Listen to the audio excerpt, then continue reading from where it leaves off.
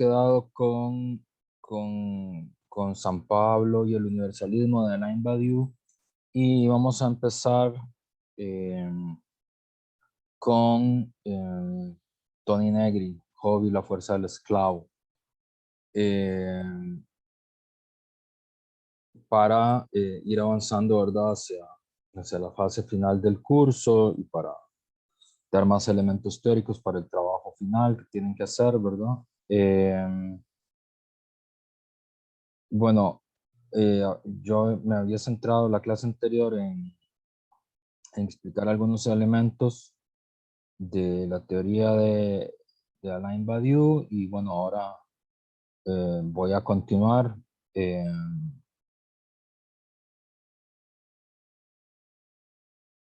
bueno, si hubiera, bueno, ya creo que es obvio decirlo, pero lo repito por si acaso. Si hay alguna duda sobre el pensamiento de Alain Badiou, porfa, di nada más preguntan o si hubo alguna duda en relación a la clase anterior, ¿verdad? No, es un autor que a mí me gusta mucho, pues, me parece muy interesante. eh, no estoy muy seguro si se lee mucho o no en la escuela, me parece que no, probablemente. Eh, pero tampoco es un autor fácil de leer, ¿verdad? Y bueno, ustedes este es el primer libro que leen y obviamente no es un libro, no es de los más difíciles de leer de él, pero tampoco es un libro propedéutico, ¿verdad? No es una introducción al pensamiento de Alain Badiou. Habíamos quedado por aquí, ¿verdad? Temas recurrentes eh, de su obra, por ejemplo, la ruptura de la figura tradicional del vínculo, la desacralización de lo sagrado, de lo simbólico. Esto es interesante. Ayer en el curso de pensamiento político latinoamericano hablábamos de este tipo de problemas, ¿verdad?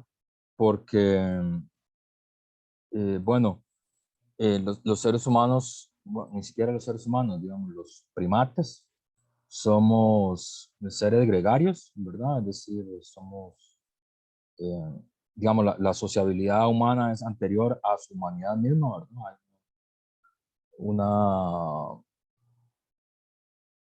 una especie de moralidad, de protomoralidad en los animales, eh, que es lo que trabaja Fran de Waal, ¿verdad? Pero nosotros hemos tenido normalmente la idea de un vínculo que nos une en forma de lo sagrado, ¿verdad? Y ayer discutíamos, bueno, las relaciones justamente entre, que bueno, es un tema que también cabría acá, eh, las relaciones entre la política y la religión en América Latina, ¿verdad? Si eso, sobre todo porque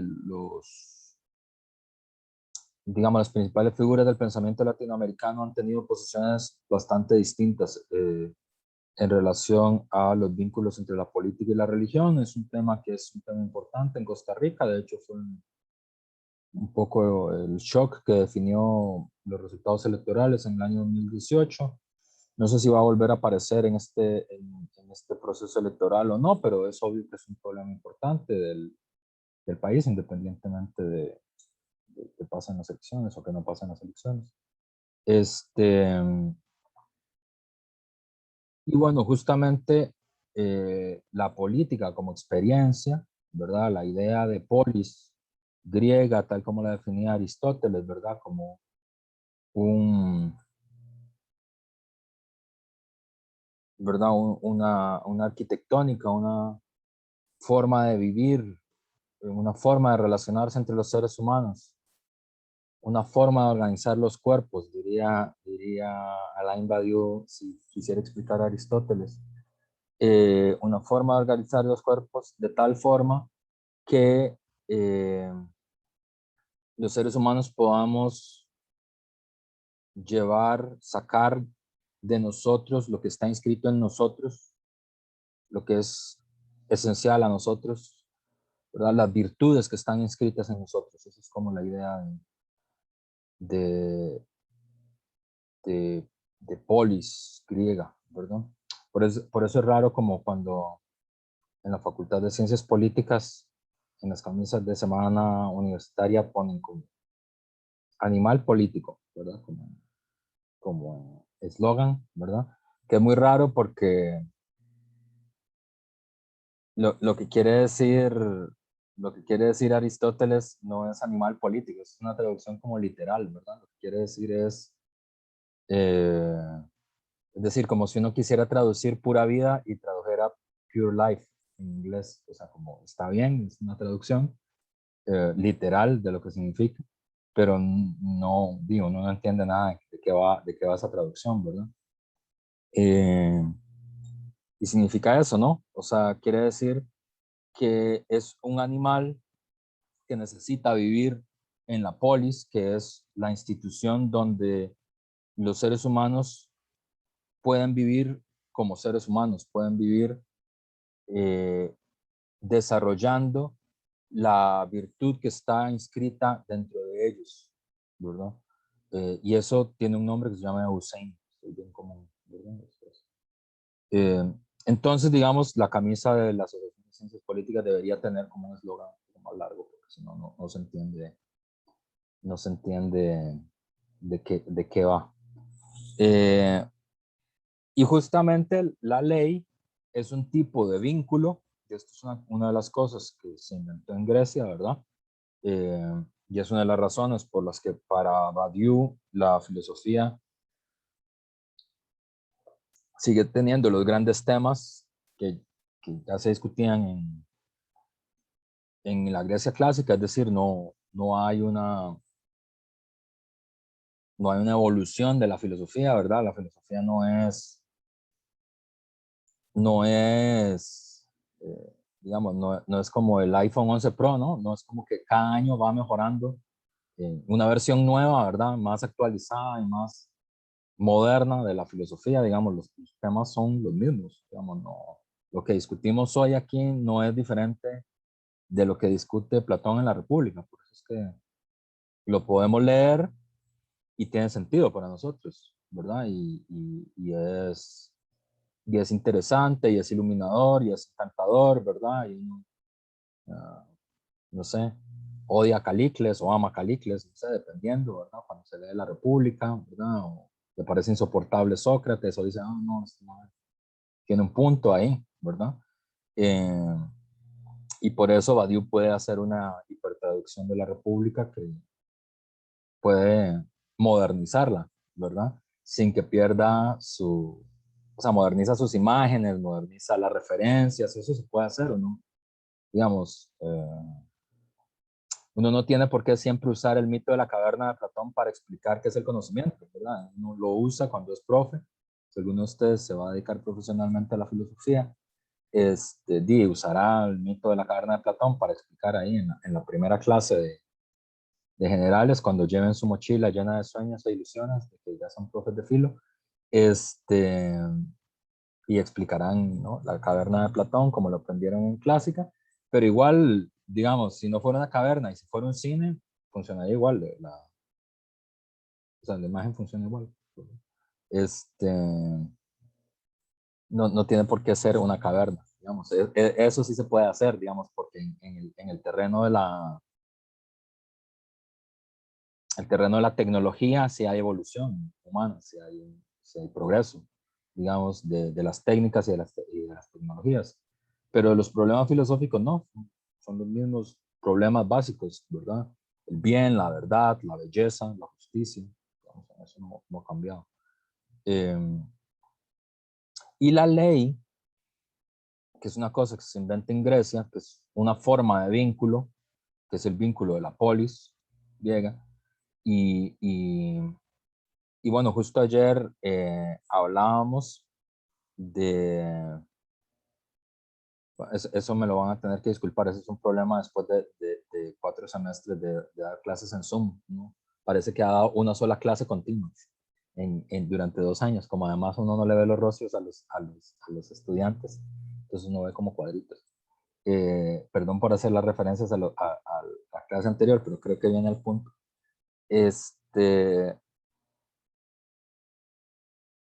Un poco la gente que estudiamos filosofía tendemos a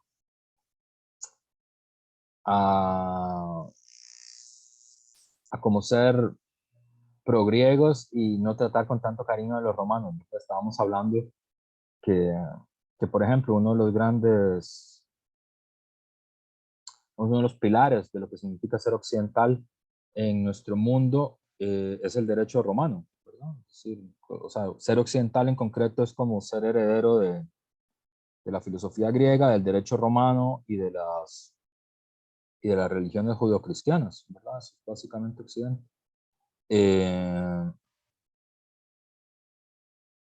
Y bueno, la gente que estudiamos filo, como que nuestro corazoncito late más para decir, bueno, sí, eso es parte de la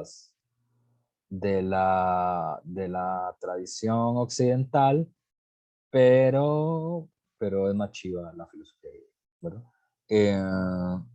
Y entonces el derecho romano es como una cosa ahí pragmática, como abogados y políticos, ¿verdad?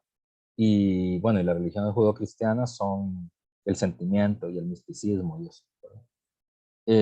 Eso es un poco injusto, obviamente, tanto con las religiones judeocristianas, que bueno, el texto que ustedes leyeron de Badiou es una defensa muy interesante del valor de la herencia de las religiones judeocristianas en el mundo occidental, eh, y de los límites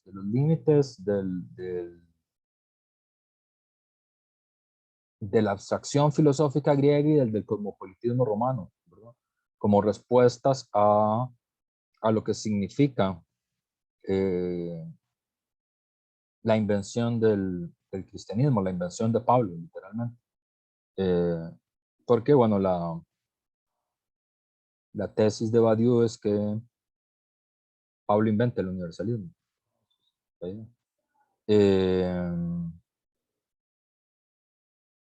Y bueno, es un poco injusto, había dicho con el derecho romano, ¿verdad? Porque la verdad es que es muy interesante la filosofía romana. eh, y en general los que estudiamos filo la apreciamos poco porque tiene este mote así como de ser pragmáticos, ¿no? De ser eclécticos en relación con los griegos, ¿verdad? Yo creo que es un poco injusto ese acercamiento, eh, pero como todo pensamiento estereotipado, tiene un arraigo en la realidad porque no deja de ser muy asombroso que un pueblo como el pueblo griego invente una cosa como la ley, ¿verdad? Que es un vínculo, la ley de la polis, ¿verdad? La ley como autónomos, como la ley que se da a uno mismo. Eh, porque el vínculo ya no es un vínculo que tiene que ver con la sangre, ¿verdad? No es un vínculo que tiene que ver con la fuerza y no es un vínculo que tiene que ver con lo sagrado. No es una ley de los dioses, ¿verdad? No es la ley de Israel, sino que es una ley racional, ¿verdad? Es una ley que se da a uno mismo. Y bueno, en el mundo moderno, y por eso es que somos herederos de esa tradición, eh, hemos, por lo menos las sociedades modernas, eh, han llegado a la conclusión de que el vínculo fundamental es el vínculo político, ¿verdad? El vínculo asociado a la ciudadanía, ese es el vínculo de lo social. Y el vínculo religioso, el vínculo de lo sagrado, es un vínculo menor en relación con la política y diferenciado de la política, ¿verdad? Entonces, eso ha llevado mm, a un esfuerzo largo de la filosofía, ¿verdad? De romper, de criticar, de, de desgravar el vínculo tradicional que representa lo sagrado, ¿verdad? En forma bueno, de laitud y de vida civil, ¿verdad? Que es el trabajo que hace Spinoza, que es el trabajo que hace la Ilustración,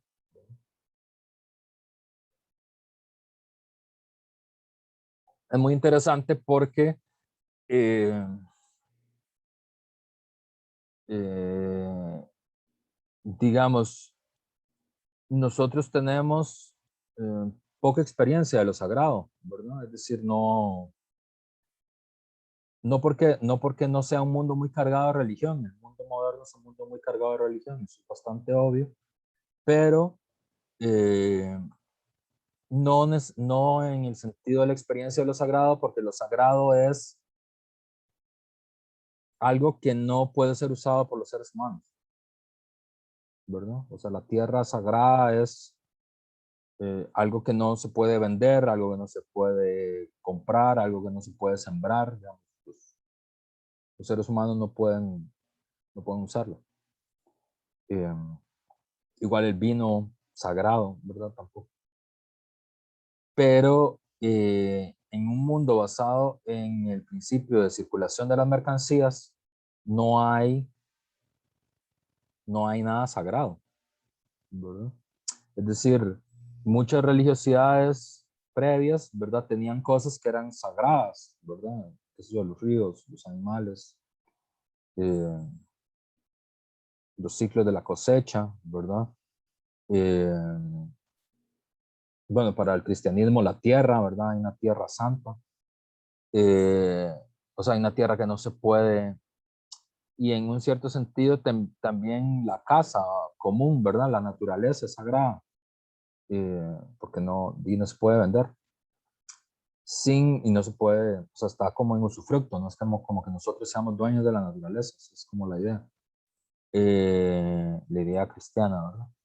Eh, y sin embargo, digamos, la lógica de la mercancía hace que nosotros no tengamos nada sagrado. De hecho, el capitalismo siente una especie como de vacío cuando hay algo que no lo puede usar como mercancía, ¿verdad? Entonces, cosas que hasta ayer nosotros nunca consideramos que podría haberse transformado en mercancías, hoy son mercancías, ¿verdad?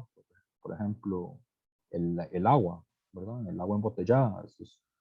Que todos ustedes y yo también tomamos agua embotellada, pero eso es una cosa que hace 50 años era medio raro, ¿no? Pensar que podía haber agua en botella, que fuera una mercancía y además una mercancía rentable. O el oxígeno, ¿verdad? Hoy en estos días que es la COP26, una de las cosas que se está discutiendo con mucha oposición, por cierto, de los movimientos contra el cambio climático, y esto es la instauración de un sistema de mercado de carbono y oxígeno, ¿verdad? Es una especie de mercado del aire, eh, como la película Lorax. Sí, gran película Lorax. Sí, digamos, uno puede ver eso en muchos lados, ¿verdad? Qué sé yo no estaba pensando en Lorax, estaba pensando como en la princesa Mononoke, en realidad era lo que estaba pensando. Pero en cualquier película religiosa, está claro, digamos, la gente religiosa, la gente auténticamente religiosa, es decir, la gente que cree en lo sagrado, eh, considera que hay cosas que no se pueden usar porque son de los dioses, es decir, no están para el usufructo de los hombres, son para disfrute de los dioses, y por eso es que no se pueden usar, ¿verdad? La fruta, la tierra, el bosque, el río, eh, o si se usan hay que pedir permiso y pedir disculpas y ese tipo de cosas, ¿verdad? El capitalismo casi no tiene nada sagrado, es decir, de hecho siento un poco vacío cuando hay algo que no se puede transformar en mercancía, como un bosque, por ejemplo. Entonces un bosque vale no porque sea un bosque, sino porque se puede transformar en madera, o se puede transformar en un mercado de carbono, o se puede transformar en un mercado de oxígeno. Por eso es que es importante, ¿no? O sea, un río es importante porque se puede transformar en electricidad y la electricidad se transforma en energía para las fábricas, pero no es importante porque sea un río.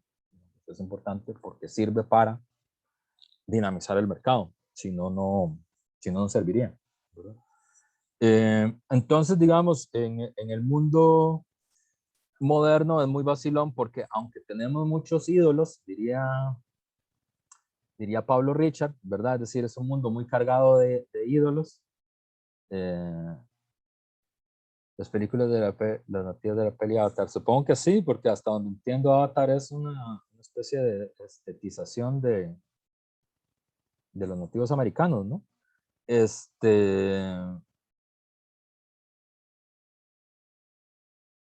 Digamos, nosotros podríamos decir que somos un mundo que tiene muchos ídolos, ¿verdad? El dinero, el internet, las estrellas de cine, las películas, ¿verdad? Todos esos eventualmente podrían ser ídolos. De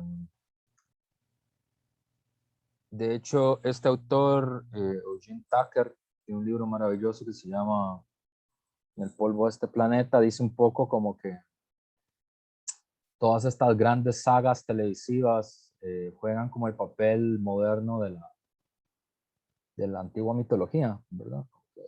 Por eso es que tenemos tantas sagas de repente, ¿no? Ah, antes la producción cinematográfica era como diferente, ahora tenemos sagas como de todo tipo, de todo color y eso. Y es porque juega un poco como el papel de sagrado, digamos, que tenían las mitologías antiguas, ¿no? Las historias de héroes y gigantes, todo ese tipo de cosas, ¿no? Como que ese es el papel que cumple Marvel y Star Wars y toda esta cosa, ¿no? Lo cual es muy sacrílego, bastante sacrílego. En el sentido técnico, ¿verdad? Filosófico del término. En el sentido de eso no es una obra de arte para el disfrute de los dioses, sino que es una mercancía. Eso está hecho para que los seres humanos lo consuman y lo consuman mucho. En ese sentido. Digamos, para eso es que se hacen esa obra.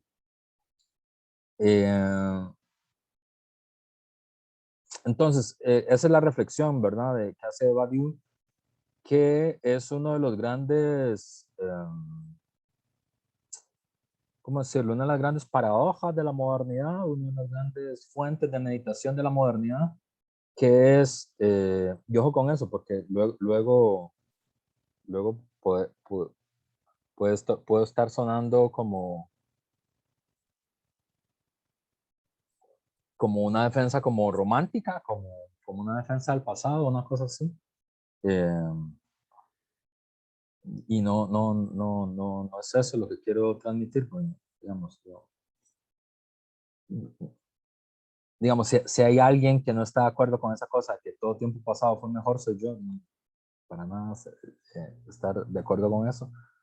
Pero sí hay una paradoja que es, las sociedades antiguas tenían vínculos muy intensos, tenían obligaciones morales y sociales muy intensas, que razonablemente muchos seres humanos las vivieron y las sintieron como opresivas, ¿verdad? Como las obligaciones eh, con la comunidad religiosa, ¿verdad? Es decir, es uno de los grandes temas de, de la literatura y la filosofía, ¿verdad? Desde el Tratado Teológico Político de Spinoza, ¿verdad? Que es un gran alegato en contra del vínculo asociado a la comunidad religiosa, que es vivido como una cosa opresiva, como una cosa irracional, como una cosa asociada más al miedo que a la esperanza, ¿verdad? Hasta, no sé, la letra escarlata, ¿no? De Nathaniel Hawthorne, este, que también es un ejemplo, ¿verdad? Ahí digamos, de una obligación comunitario-religiosa que es vivida como un vínculo indeseable, ¿no? Como un vínculo opresivo. Eh, Igual las obligaciones que ataban, no sé, al vasallo con su señor, al siervo de la gleba con la tierra, al aprendiz con el maestro, ¿verdad? A, al padre con los hijos, a los hijos con el padre, a la esposa con el marido, ¿verdad? Todas estas obligaciones, y esta es la historia como de toda la temprana modernidad, eran muy intensas, eran muy densas antropológicamente, y fueron vividas por muchas personas como un tipo de vínculo que en la medida en la que se consideraba sagrado era opresivo, ¿verdad? Eh, Y por eso, ¿verdad? Dice muy bien Marx en el Manifiesto Comunista y Marshall Berman, ¿verdad? Por eso es que los sólidos se desvanecen en el aire. Es un poco como la historia de la modernidad, estos vínculos, que eran vínculos sagrados, el hombre con su tierra, el padre con sus hijos, la esposa con su esposo, el, el ciudadano con su patria, eh, el creyente con su iglesia, ¿verdad? El vasallo con su rey. Todos estos vínculos se fueron disolviendo, ¿verdad? Y se fueron transformando en vínculos comerciales, en vínculos monetarios, que por un efecto ideológico, por el efecto ideológico que la mercancía produce en los seres humanos, nosotros los consideramos voluntarios, ¿verdad? Nosotros, por eso es que eh, por eso es que ustedes consideran que la relación, bueno, no sé qué consideran, pero digamos, no sé qué consideran individualmente, pero en general los estudiantes consideran que la relación que tienen con los profesores es una relación de servicio, ¿verdad? Como la relación que tienen con, no sé, con el camarero de un restaurante, ¿verdad? Con el asistente del gimnasio, con el entrenador del gimnasio, ¿verdad? Que es una relación como de ese tipo, es una relación de servicio, ¿verdad? Y que por lo tanto a mí me tienen que tratar con la dignidad que tiene el consumidor, ¿verdad? Esa es como la idea. Entonces no es como un vínculo de ese tipo, es un vínculo uh, más frágil, más liviano, más que se desvanece en el aire, más líquido.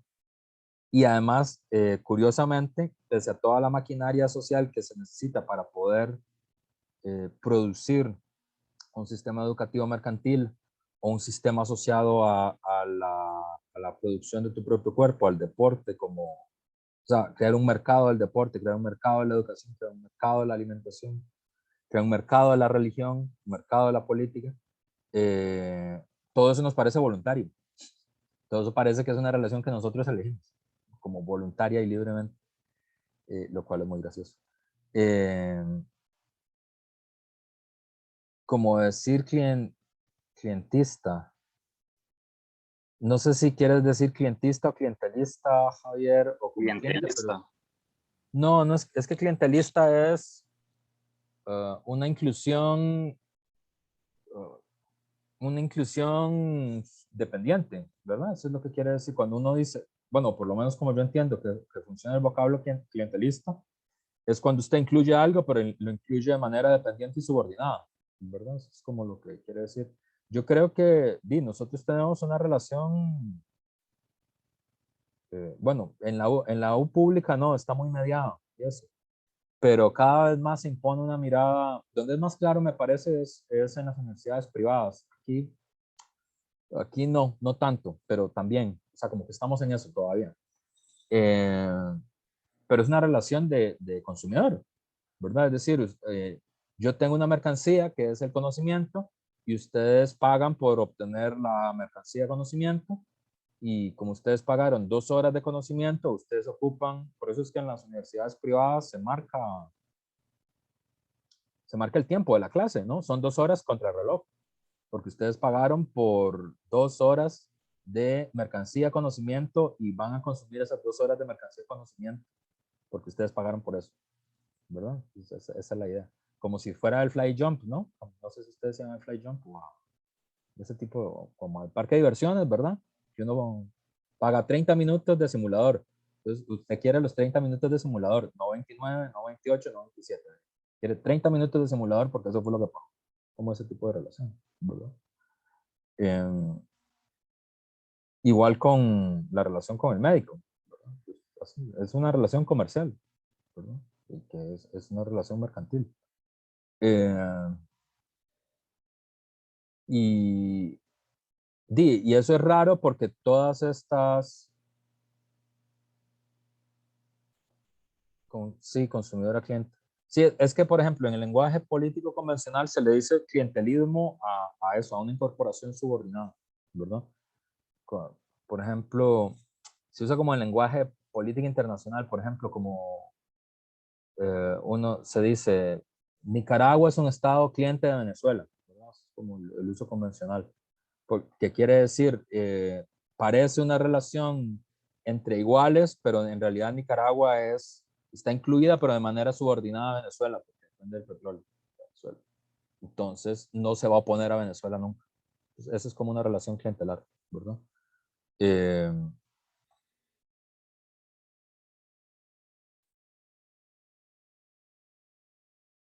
Dice, en la educación privada habría que pensar, dice Ronald, si la mercancía es el conocimiento, más bien la legitimación del mismo título. Pasa mucho que no se reclama el conocimiento, sino el título. Bueno, eso es interesante también, eh, pero, pero igual, digamos, el título es un poco como el certificado de calidad, ¿no? Como ese tipo de cosas, que también es muy, muy comercial, ¿no? Como que se usa mucho en la alimentación y en los autos y ese tipo de cosas, ¿verdad? Que tiene un certificado especial que garantiza la calidad, ¿verdad? El título es como un poco eso. Eh, y, y sí, sí, creo que también, digamos, ya abierto, eso es muy interesante y es una cosa que Badiou piensa mucho y tiene vínculo con, tal vez no esté tan claro en este texto porque aquí habla más de Pablo, pero en sus reflexiones sobre el mercado, en el ser y el acontecimiento, la lógica de mundos, eh, Badiou se pregunta mucho por qué sucede en el mundo, digamos, cuando se generaliza la forma mercancía como forma de vida, ¿verdad? Sobre todo porque la mayoría de vínculos, de lazos que nosotros habíamos construido no están muy asociados a formas mercantiles, ¿verdad? Nada más se fueron mercantilizando. Por ejemplo, la relación del ser humano con la tierra no es una relación mercantil, es una relación premercantil. Se fue mercantilizando con el paso del tiempo, ¿verdad? La relación de... Badiou usa un ejemplo que a mí siempre me ha gustado mucho, creo que se los he comentado a ustedes, que eso está en un libro de él que se llama El elogio del amor. Es una cosa importante porque el amor es una cosa importante en Badiou, ahorita lo vamos a ver más adelante. Eh, Él pone un ejemplo en el elogio del amor que a mí siempre me gustó para explicarlo y me gustó para pensar esta cosa del fin del vínculo, eh, la desacralización de lo sagrado, pero la posibilidad de la filosofía, eh, ahí como dice, la posibilidad de la filosofía, la posibilidad del pensamiento crítico, después de que el sujeto ha quedado libre, ha quedado desarraigado, ha quedado desafecto, ha quedado sin identificación, ha quedado sin amo. Entonces, esta lógica, ¿verdad? Es como en el intersticio que piensa Badiou, ¿verdad? Es decir, estos vínculos que se consideraban sagrados, efectivamente fueron vividos como opresivos por muchas personas, esos vínculos fueron destruidos, pero fueron sustituidos por el mercado, ¿verdad? Que no tiene por qué ser mejor que los viejos vínculos, ¿verdad? Eh, de hecho, en algunos casos puede ser peor, pero en ese intersticio es que es posible la filosofía, ¿verdad? En el movimiento de desacralizar el vínculo de lo sagrado, pero también en cómo hacer posible la filosofía media vez el sujeto ha quedado libre, ha quedado desarraigado, ha quedado sin identificación, ha quedado sin amo, ¿verdad? ¿Cómo es posible ahí?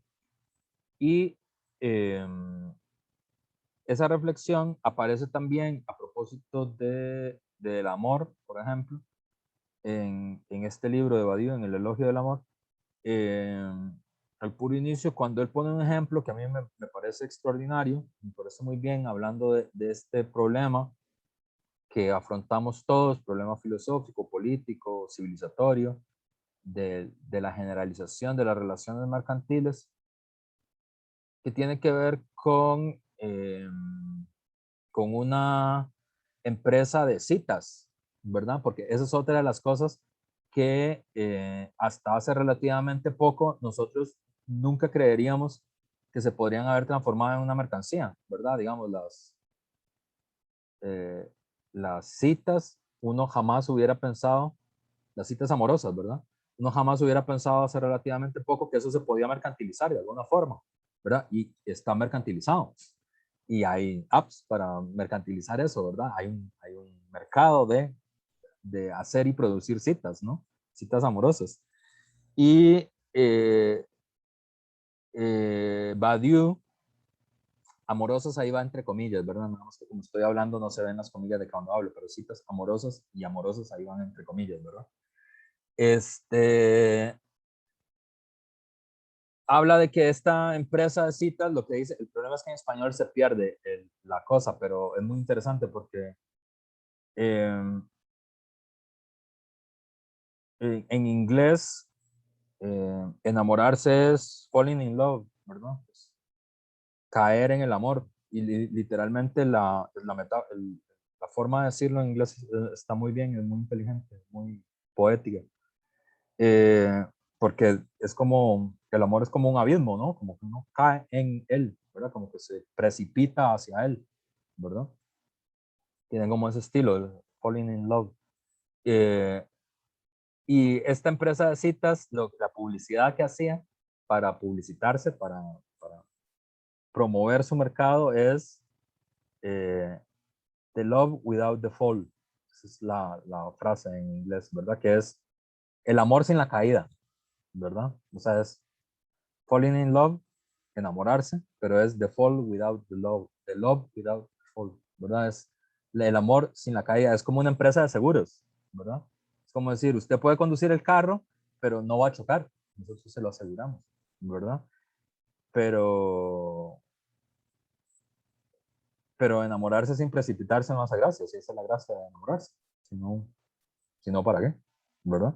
Eh, y entonces es una especie como de securitización del amor, ¿verdad? Es como la diferencia entre aventurarse en la jungla y pagar un rafting, ¿verdad? Es decir, son dos cosas distintas, ¿verdad? O, no sé, aventurarse en el mar, como los marineros del siglo XVI, y pagar un crucero por el Caribe, ¿verdad? Si el crucero del Caribe, por el Caribe es absolutamente seguro, no le va a pasar nada a uno, ¿verdad? No es el viejo y el mar, para decir una forma literaria de la relación entre el hombre y el mar, entre el ser humano y el mar. Entonces, esta es como la, la idea, ¿verdad? Porque las mercancías tienen esa cosa, ¿no? Las mercancías se supone que es una experiencia garantizada. Por eso es que, por eso es que el capitalismo puede mercantilizar casi todo, pero tiene que mercantilizar cosas que tengan valor de uso. Digamos, no puede mercantilizar eh, el aceite de Fierabras, ¿verdad? Que es como este aceite mágico que usaba el Quijote, digamos, eso no se puede mercantilizar porque es que no, no funciona, ¿verdad? Entonces tiene que funcionar, ¿verdad? Entonces, sí, tiene, la oferta es eso, usted tiene algo, una experiencia segura, ¿verdad? Pero esa experiencia mercantil no es lo que normalmente se le llama amor, no es esa experiencia, ¿verdad? ¿Y por qué esta cosa, este segmento tan cursi del profesor sobre el amor? Bueno, porque es que en Alain Badiou el amor es un acontecimiento, es importante. O sea, hay acontecimientos en la política, hay acontecimientos en la ciencia, hay acontecimientos en el reino de la estética, hay acontecimientos en la vida privada, digamos, en la vida humana.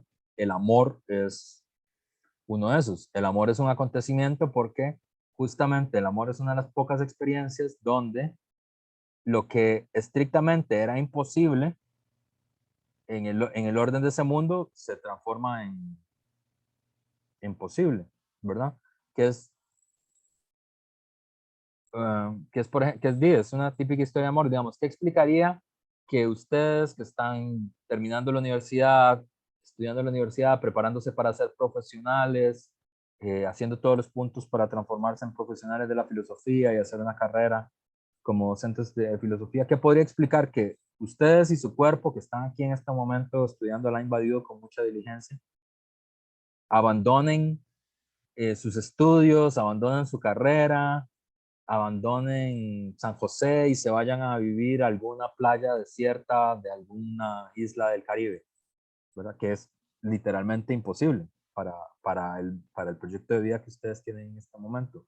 Una cosa que podría explicar que uno haga eso es que se enamoró de alguien. Y eso que a uno le parecía absolutamente imposible, cambiarse de país, cambiarse de carrera, posponer su proyecto profesional, vender su casa, abandonar su perro, independizarse de su papá y de su mamá, todo eso que a uno le parece que no va a ocurrir nunca, ocurre cuando uno se enamora. Es el tipo de cosas que pasan, ¿verdad? Eh, entonces es un acontecimiento, ¿verdad?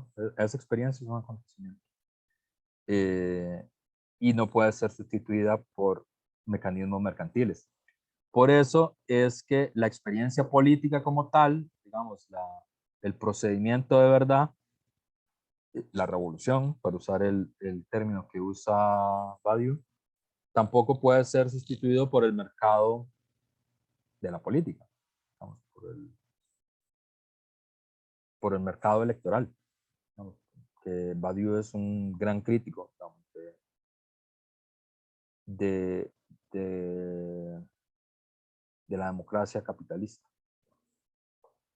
Bueno, continuemos acá porque llevo esta introducción solo fue la primera página.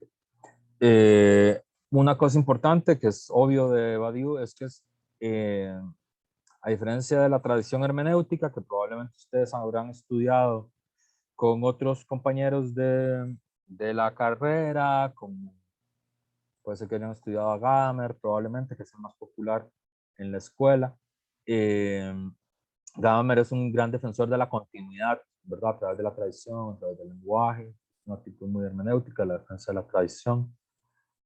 Badiou es un defensor, por eso está opuesto a la tradición hermenéutica, es un gran defensor de la discontinuidad, pero es un pensador de la discontinuidad, no de la continuidad, sino de la discontinuidad, aquello que es discontinuo.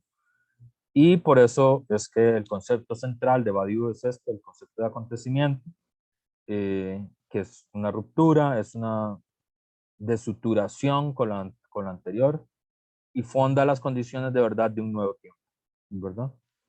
Su proyecto durante toda esta vida ha sido una especie de refundación del marxismo, digamos, una militancia en la frontera, dice él, en la frontera entre la objetividad de la experiencia directa y el deseo que alimenta la militancia, pero que no convence del todo, ¿verdad? Entonces, digamos, la experiencia militante, que es a propósito de eso, que va a pensar en Pablo, es una cosa que está a caballo, en el medio, en la bisagra, en la apertura, que da la objetividad de la experiencia directa y el deseo, ¿verdad? Pablo va a ser utilizado por Badiou como pretexto para mostrar el pensamiento de Alain Badiou. Entonces, en realidad, digamos, ustedes no están leyendo un texto, digamos, de un hombre de fe, ¿verdad? No sería como la lectura de la lucha contra los ídolos de Pablo Richman, que es un hombre de fe hablando de algún problema teológico, sociológico importante, o como la lectura de Frank Hinke-Lambert, ¿verdad? Es un hombre de fe, pensando problemas teológicos, filosóficos, sino que en realidad Pablo es un pretexto para mostrar cómo opera el pensamiento de Badiou. Pablo es una figura del pensamiento, ¿verdad? Como ya hemos hablado en otro momento, como el Quijote, que es la figura que representa la utopía y la esperanza, como Fausto, que representa la industria, como Calibán, que representa, ¿cómo se dice? Esto es, ay, ¿cómo se dice cuando un profe le sopla una respuesta a uno? Eso tiene un nombre. Bueno, esto es soplada de respuesta, no se dice así. No, él es el profe soplando una respuesta para los que están en el otro curso. Como Caliban, que es la figura que representa a los pueblos del tercer mundo. Pablo es una figura también, ¿verdad? Porque la hipótesis de Badiou es que Pablo es un sujeto, ¿verdad? Es un sujeto capaz de fundar la universalidad de la verdad a partir de un acontecimiento. Por eso es el fundador del universalismo. Es capaz de fundar la universalidad de la verdad a partir de un acontecimiento, ¿verdad? De un acontecimiento tal como la define él, sería el acontecimiento. Y los acontecimientos tienen 4 procedimientos genéricos del mismo, ¿verdad? El arte, la ciencia, la política y el amor. Son procedimientos genéricos. Hay acontecimientos en el arte, hay acontecimientos en la ciencia, hay acontecimientos en la política y hay amor. ¿Verdad? Son acontecimientos también.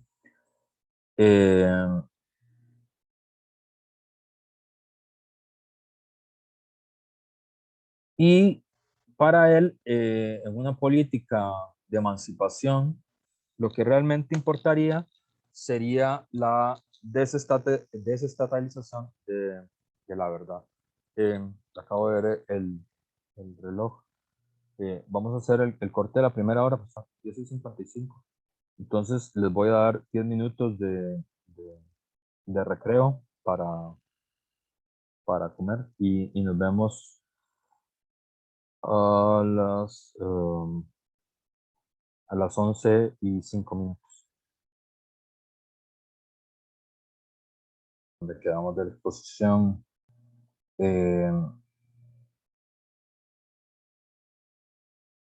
Estamos acá hablando de que una política de la emancipación, lo que realmente importa es este proceso de desestatalización de la verdad, es decir, que la verdad no es una verdad estatal. Y eso significa también estar opuesto a la singularización filosófica de la intelectualidad del crimen, es decir, con esta idea de que existen ideas criminales, ¿verdad? Que es una cosa que instauraron los nuevos filósofos franceses como Lévi-Brul, a propósito de la crisis del marxismo. Entonces, frente al intelectual tradicional, el filósofo tradicional, Badiou se siente más bien un elemento más en el quehacer común, que es la filosofía. La filosofía es un quehacer común, no es una atalaya, ¿verdad? Sino que es un quehacer común. Y la filosofía no siempre ha existido, y eso es uno de sus elementos. La filosofía es discontinua, es un modo, ¿verdad? Que está ubicada en el tiempo y en el espacio, ¿verdad? No hay una continuidad, sino que hay una discontinuidad de la experiencia filosófica como tal. Un segundo. De la experiencia filosófica como tal. Y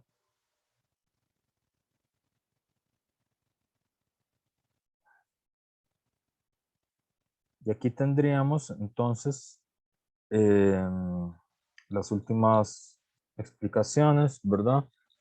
Antes de entrar como tal al libro, el comunismo sería justamente esta subjetividad transtemporal de la emancipación, es la pasión igualitaria. De hecho, es la pasión que produce de un axioma que es somos iguales, que para Badiou es un axioma, somos iguales. Y el marxismo sería esta tenaz obstinación militante por mantener el propósito de una singularidad sin predicado, el concepto filosófico como tal de una subjetividad rebelde. Para Badiou, sujeto, que esto es una idea muy importante porque Pablo es un sujeto, ¿verdad? Es un punto diferencial que soporta, o sea, ser sujeto es soportar una verdad, pero también sostener, soporta y sostiene el devenir genérico de una verdad. Un sujeto es aquel que puede soportar y sostener el devenir genérico de una verdad artística, de una verdad política, de una verdad de la ciencia, ¿verdad? Ese es un sujeto. Y la muerte de Dios, que es un tema importante de la filosofía francesa por la influencia de Nietzsche, significa que hay verdades y que nada es sagrado. Eso es lo que significa filosóficamente. Hay verdades, pero esas verdades ya no son Dios, no es la verdad revelada, no es lo sagrado, porque hay verdades y nada es sagrado, excepto precisamente eso, que hay verdades. Hay verdades de la ciencia, hay verdades de la política, hay verdades. No sé si los había señalado, pero esto es importante también. Badiou es discípulo de Louis Althusser, es tal vez uno de los discípulos más importantes de Louis Althusser, y aprovecho el momento para hacer un pequeño anuncio, una pequeña cuñita, que es durante un segundo. El TOC no me deja tener el escritorio desordenado. En verano va a haber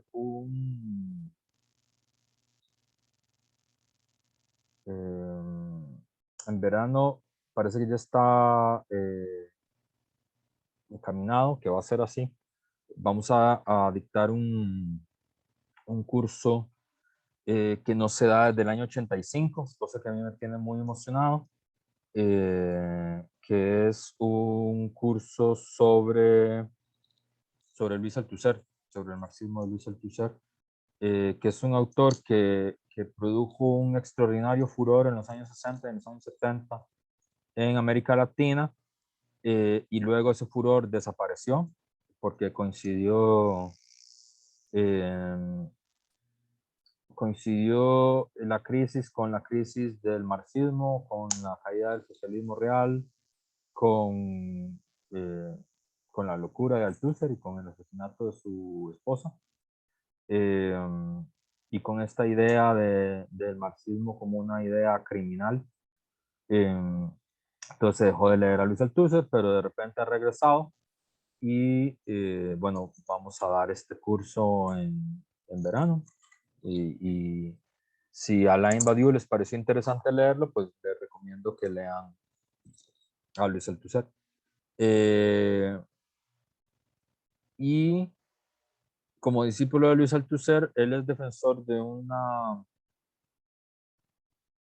forma del materialismo, que es lo que él llama el materialismo aleatorio del encuentro, como ustedes pudieron ver en el video que les dejé de referencia, ¿verdad? Yo les recomiendo que vean los dos videos que les dejé de referencia, tanto el video de la entrevista a Alain Badiou, el militante fiel, como la entrevista de Pablo Iglesias a Tony Negri, como videos de referencia para entender un poco más el contexto de los dos libros de los que hablaremos hoy, ¿verdad? Badiou es un discípulo de Althusser, es un defensor del materialismo aleatorio, es decir, de la línea de Epicuro. Dicen ellos, aquí regresa Epicuro nuevamente, ¿verdad? Hay tanto en Badiou como en Althusser hay una reivindicación del lugar que tiene Epicuro en la comprensión materialista, digamos, del mundo contemporáneo. Y este concepto, materialismo aleatorio, que es vacilón porque normalmente en relación con el marxismo se usan los términos materialismo dialéctico, ¿verdad? Y materialismo histórico. Pero bueno, Badiou y Althusser hablan de materialismo aleatorio del encuentro. Y el materialismo aleatorio lo que hace es disociar la organización materialista del principio de razón, es decir, que el materialismo digamos, es la explicación racional del mundo, digamos, o que de su lado está el principio de la racionalidad del mundo, al que tradicionalmente está asociado, ¿verdad? Ahí está pensando sobre todo en materialismo francés, ¿verdad? Clásico. Y que se manifiesta por una combinación inestable de necesidad y finalidad como atributos del proceso real. Esto es el materialismo anterior al materialismo aleatorio, es decir, es un materialismo cuyo corazón está asociado a defender que hay un principio de razón en él, que ese principio de razón a veces está asociado a la necesidad y a veces está asociado a la finalidad de un proceso real, pero lo que Badiou y Althusser nos quieren, de lo que nos quieren hablar cuando hablan de tradición materialista, es que la tradición materialista enuncia que nada nace de la nada, ¿verdad? Es decir, que todo viene de algún lado, ¿verdad? Y que nada es sin razón determinante o inclinante, ¿verdad? El materialismo epicúreo del encuentro afirma que nada justifica el hecho del mundo, ¿verdad? Es decir, esta tradición enuncia que hay causas, que hay razones, inclinaciones, ¿verdad? Pero que el hecho del mundo no está justificado, ¿verdad? Es la idea de la aleatoriedad del mundo. El otro aspecto que creo que también es importante señalar de Badiou y que creo que le da sentido tal vez le da más sentido a las lecturas que ustedes podrían haber hecho de este texto, es que Alain Badiou, además de ser filosóficamente un defensor de Platón, es también un defensor de Mao. Es tal vez el último de los maoístas. Tiene varios textos eh, sobre la revolución cultural y sobre sobre la importancia del maoísmo como proyecto, como idea. Eh, y, ¿Y por qué? ¿Verdad? Sí, sí, ¿por qué? ¿Por qué sería importante Mao? Y aquí hay un fragmento de una introducción de él al pensamiento de Mao, eh, que creo que sobre todo eh,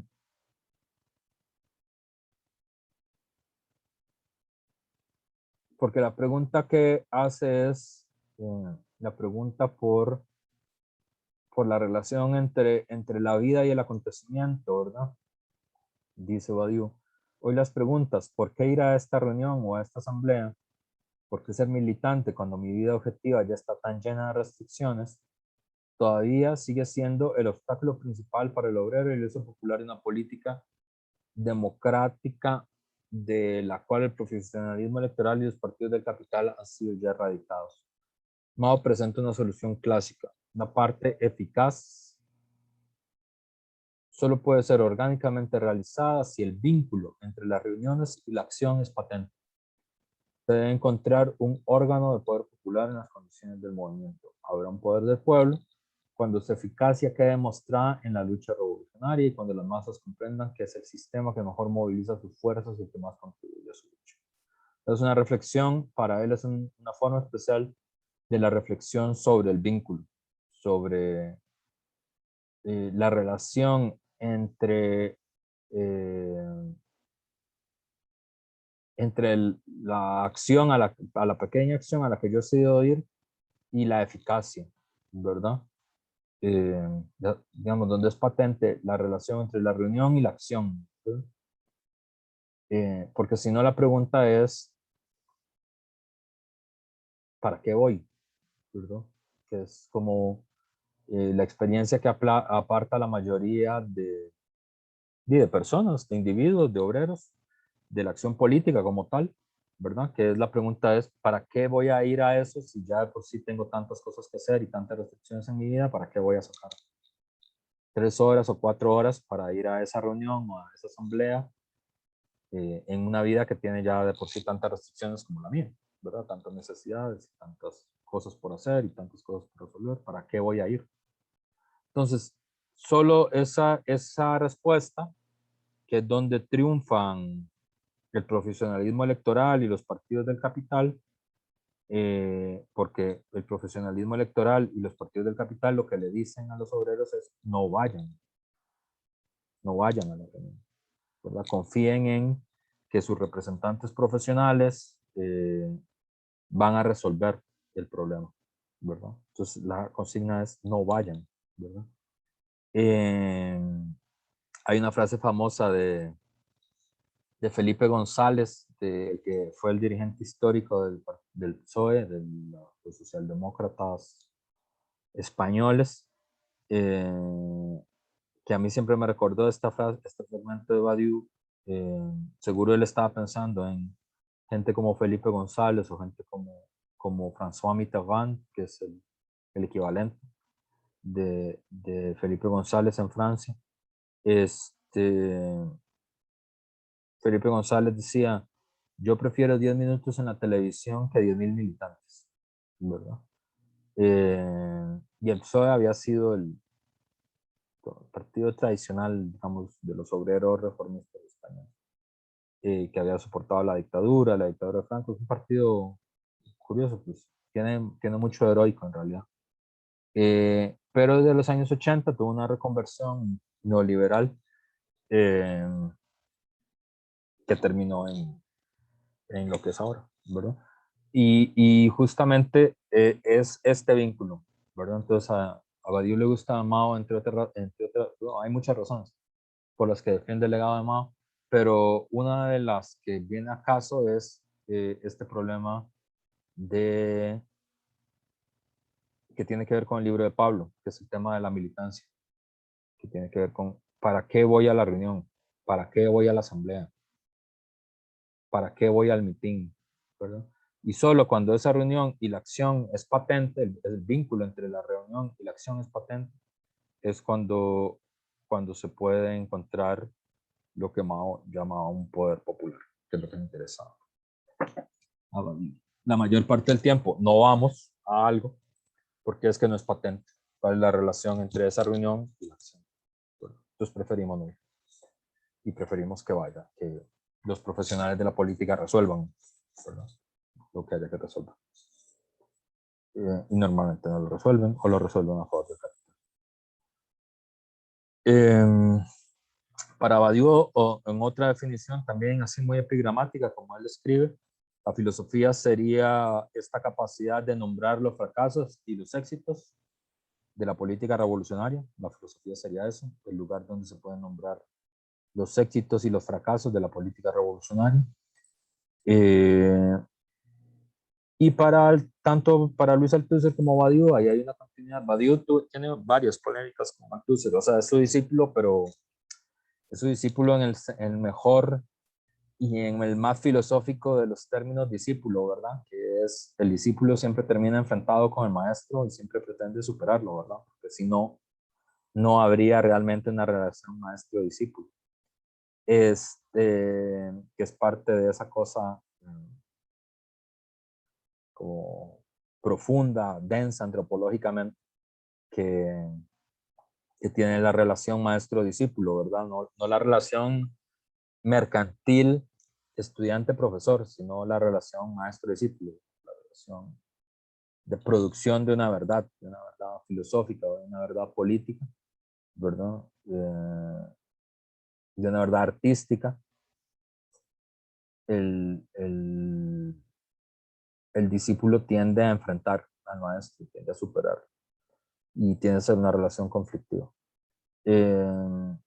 Tanto para Althusser como para Badiou en este caso, las desviaciones de la política son siempre desviaciones filosóficas. Es decir, el fracaso de una política revolucionaria siempre es una desviación en el orden de la filosofía, lo cual es una tesis bastante polémica, no muy aceptada dentro de los mismos marxistas también.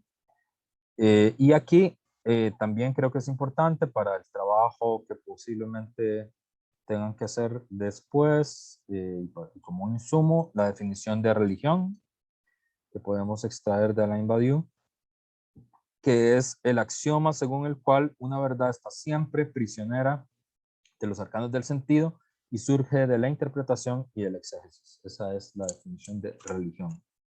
Es un axioma, como el comunismo también es un axioma, somos iguales, ese es el axioma del comunismo. El axioma de la religión es que la verdad está siempre prisionera de los arcanos del sentido. Y surge de la interpretación y de la exégesis. Es decir, la verdad es la palabra de Dios, que hay que interpretarla, ¿verdad? Y esa verdad está siempre apresada por la tradición, por los arcanos del sentido.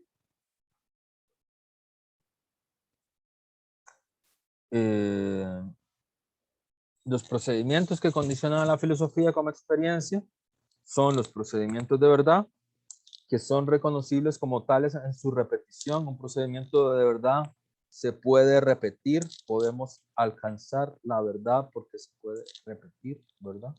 Podemos repetir el procedimiento de verdad con el que seguimos la verdad anterior. Por eso podemos sostener una verdad política hoy y también sostener una verdad política mañana o pasado mañana, ¿verdad? Porque podemos repetir ese procedimiento. Podemos sostener una verdad artística hoy y sostener una verdad artística mañana. Es decir, podemos asegurar no sé, la belleza de los cuadros de Delacroix hoy y también asegurar la belleza de, no sé, los cuadros de Joan Miró, porque hay un procedimiento. Estas 4 condiciones de la filosofía, ¿verdad? Para Badiou, es decir, que tiene que ver con la conexión del acontecimiento, y como el acontecimiento abre un procedimiento de verdad, ese procedimiento de verdad está soportado y sostenido por los cuerpos, no un cuerpo individual, sino los cuerpos, y estos cuerpos se articulan de una forma específica, se ordenan de una forma específica, transforman un cuerpo de verdad, que es lo que soporta y sostiene una verdad política, una verdad de la ciencia, una verdad artística, una verdad filosófica. Y las 4 condiciones de la filosofía son el matema, la verdad de la ciencia, de la matemática, el poema, la verdad de la belleza, la invención política, la creación de la verdad política, y la invención amorosa, ¿verdad? La experiencia del amor, la producción del enamoramiento. La verdad, por lo tanto, es siempre una novedad, siempre es discontinua, siempre es algo nuevo. No es la tradición, no es lo que está preso de los arcanos del sentido, sino que siempre es una novedad y siempre es escandaloso, ¿verdad? Entonces, ahí hay una conexión, ¿verdad? Ya ahí uno puede ver una conexión entre esta forma de acercarse, platonista, maoísta, feminista, de Alain Badiou y un poco la fábula de Pablo, ¿verdad? Y justamente la verdad es siempre una novedad y el poder abstracto del capital no permite la verdad porque siempre disuelve todas las cosas, ¿verdad? Y solo deja el pago al contado como criterio para saber si algo funciona o no funciona, ¿verdad? Ya habíamos dicho y habíamos repetido mucho que para Badiou Pablo es sobre todo un pretexto, ¿verdad? Así como si uno hablara de Don Quijote, es un pretexto para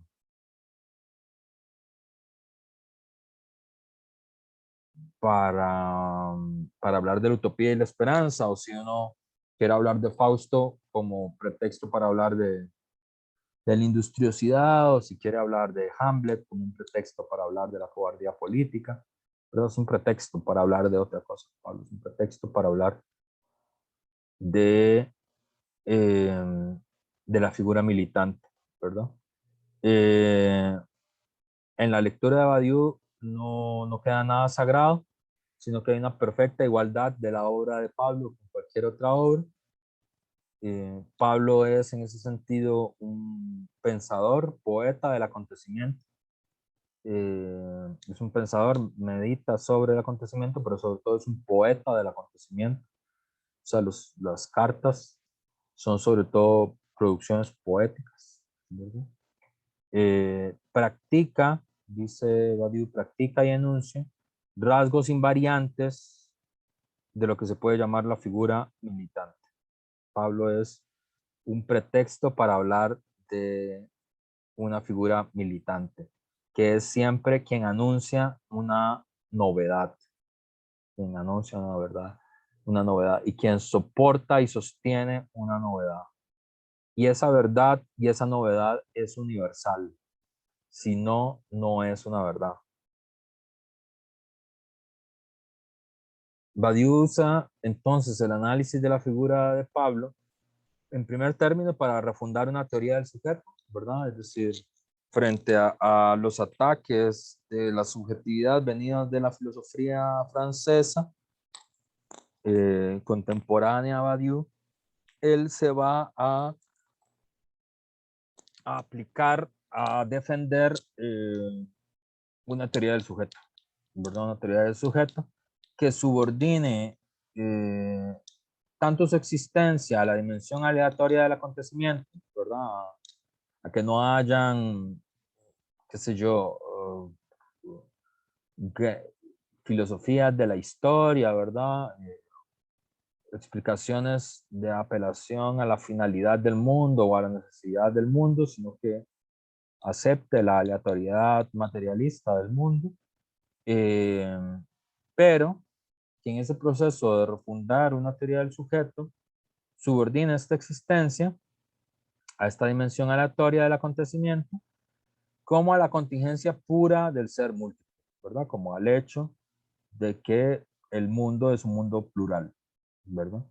Entonces, aquí nuevamente, como siempre, hay ¿cómo decirlo? Una fisura, un camino, un a caballo, he dicho en otra parte, ¿verdad? Una línea que se mete en medio de dos tensiones y de ahí surge justamente la posibilidad de la filosofía, la posibilidad de la verdad, la posibilidad de lo nuevo, ¿verdad? En el intersticio, esa es la palabra que estaba buscando. El intersticio de un elemento que es la dimensión aleatoria del acontecimiento. El acontecimiento ocurre, ¿verdad? No podemos, no podemos datar, no podemos fechar el acontecimiento, ¿verdad? Eh, por eso, por definición, una elección no es un acontecimiento, porque el acontecimiento es aleatorio, no sabemos cuándo va a ocurrir, siempre ocurre demasiado pronto o demasiado tarde, ¿verdad? Llega demasiado rápido y no estamos preparados para él, o llega demasiado tarde, ya cuando el daño que se ha vivido porque no ha ocurrido eh, ha dañado mucho el tejido social y político de una sociedad, ¿verdad? Siempre llega demasiado tarde, siempre llega demasiado pronto. Pero eventos como el lanzamiento de un disco, ¿verdad? Como el lanzamiento de un disco revolucionario de Madonna o de Britney Spears o de, no sé, de quien sea, de los Caifanes, no puede ser un acontecimiento porque ya está fechado, ¿verdad? Entonces, no es un acontecimiento, porque ya sabemos cuándo va a ocurrir. Lo tenemos marcado según el calendario del tiempo y el calendario del mercado, ¿verdad? Y iremos a comprar el disco, ¿verdad? Los productos culturales que son acontecimientos, no sé, la novena de Beethoven, no fue fechada en el tiempo, nada más ocurrió y el acontecimiento cambió las cosas, ¿verdad? La Revolución Rusa tampoco fue fechada, ¿verdad? Nunca. Y sin embargo fue un acontecimiento que cambió la historia de la humanidad, ¿verdad? O lo mismo la Revolución Francesa, no es como que los jacobinos se pusieron de acuerdo, sí, el 14 de julio va a empezar la revolución. No, no hay fecha para el acontecimiento político. Igual que uno no puede fechar el día que se va a enamorar, ¿verdad? Sería como la cosa más rara que podría hacer alguien, ¿no? Es decir, el 24 de junio me voy a enamorar de alguien, ¿verdad? No se puede hacer eso, ¿verdad? Inclusive uno podría poner la fecha de la boda de alguien con el que uno está enamorado, pero el enamoramiento ocurrió antes y por eso es que se casó. O el enamoramiento podría suceder nunca, porque uno se puede casar con alguien del que no está enamorado, ¿verdad? Pero uno no puede fechar el, el, el, el momento del acontecimiento. Por eso el acontecimiento es siempre aleatorio. Y además, pese al acontecimiento, hay un hecho que tampoco se puede olvidar, que es el acontecimiento no disuelve la contingencia pura del ser múltiple, es decir, la pluralidad del mundo. A caballo entre la aleatoriedad del acontecimiento y la contingencia pura del ser múltiple es que surge la verdad, ¿verdad? Entonces, ahí aparece un cuadro, teoría del sujeto, acontecimiento, contingencia, verdad. La otra cosa que ya habíamos señalado sobre la interpretación que tiene Badiou de la carta a Romanos y de los textos de Pablo es que para él es estrictamente una fábula, ¿verdad? Es rigurosamente imposible que suceda lo que está narrado en la carta a Romanos. Es una fábula, igual que es una fábula el Fausto, igual que es una fábula el Calibán, igual que es una fábula el Quijote. Es una fábula, ¿verdad? Es una ficción, ¿verdad? Es rigurosamente imposible. Pero eso no es lo importante de la historia, porque Pablo es un pretexto para hablar del acontecimiento, de la teoría del sujeto, de de la verdad que es soportada por un sujeto, ¿verdad? Eh, y aquí aparece este otro gesto que siempre me pareció muy importante de, de Badiou y de su forma de analizar las cosas, que es la capacidad de que todo gran pensamiento, de que toda gran teoría, de que toda verdad en el terreno de la política y del arte, la filosofía, puede ser reducida a una sentencia. Y esa sentencia, si usted la acepta, tiene que aceptar en cascada las conclusiones que se derivan de eso que usted aceptó, ¿verdad? No puede ser de otra forma. Para poner un ejemplo que no es el que pone Badiou, pero uno podría pensar en el surrealismo, ¿verdad?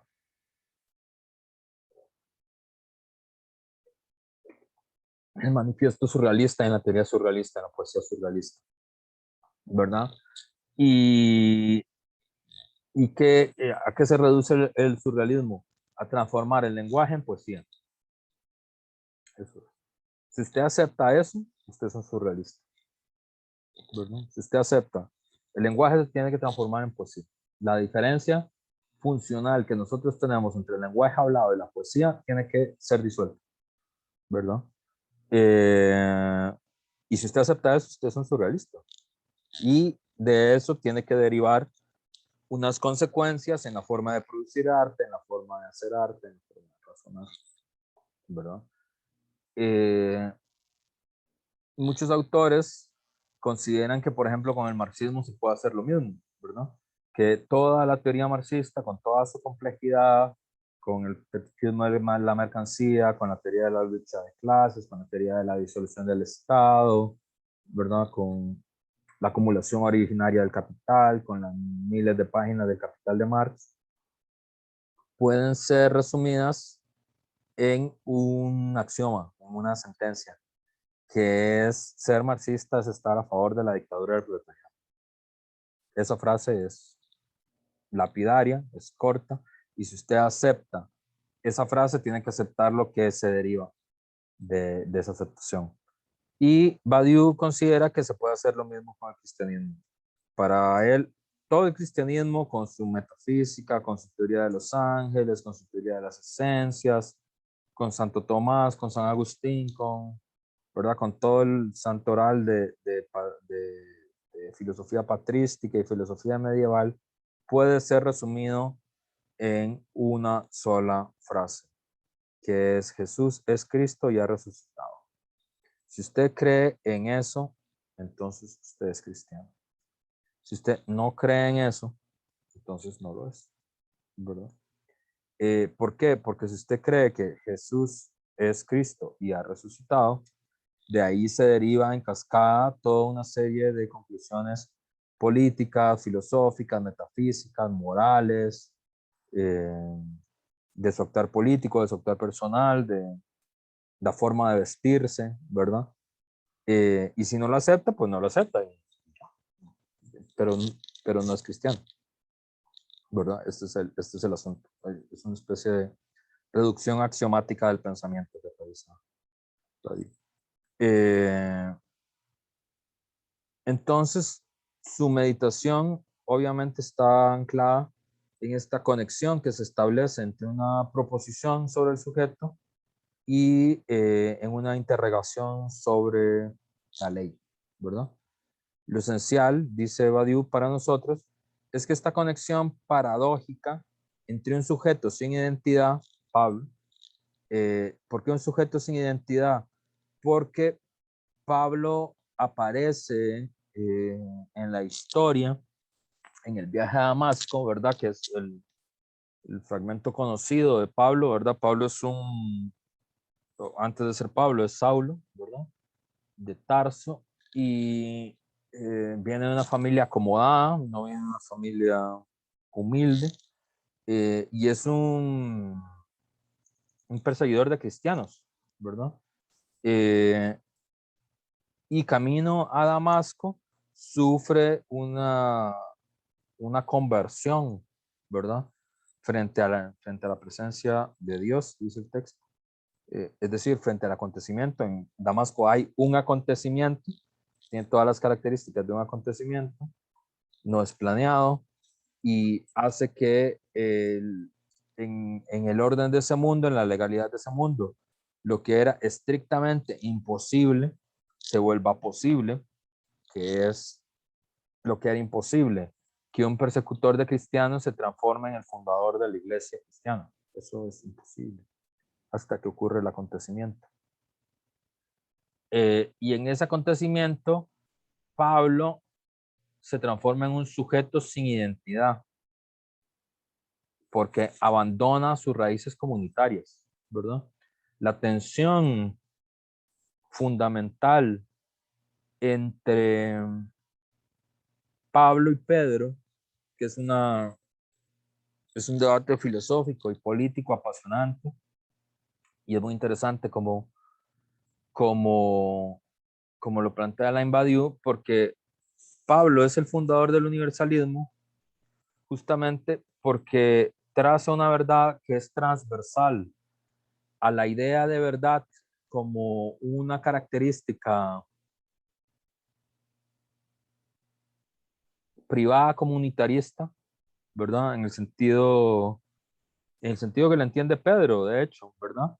Para Pedro, el debate entre Pablo y Pedro es si el evangelio, que Pedro era en realidad bueno, ahorita tenemos que hablar de esta figura del discípulo, pero Pedro es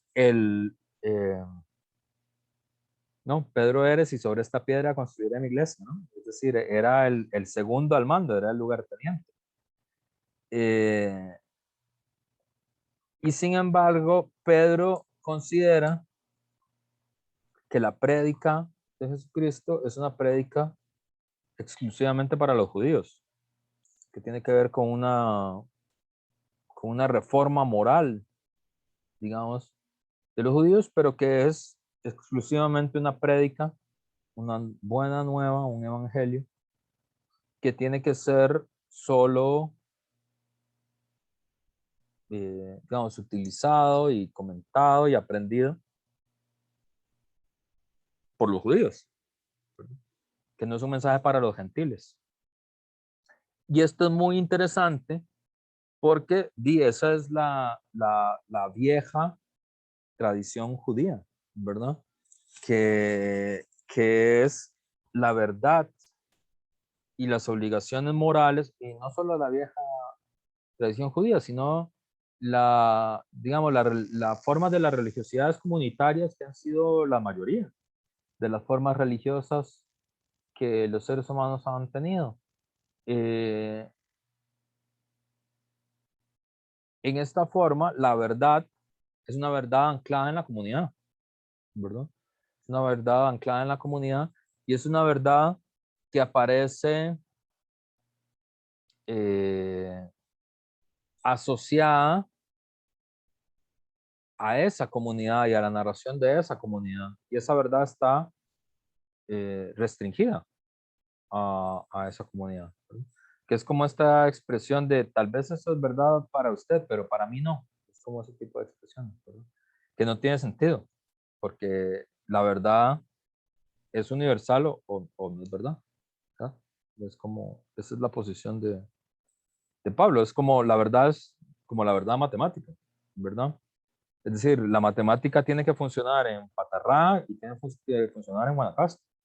Uno no puede decir, profe, es que vieras que ese axioma a mí no me parece verdad porque en mi pueblo es que lo hacen diferente.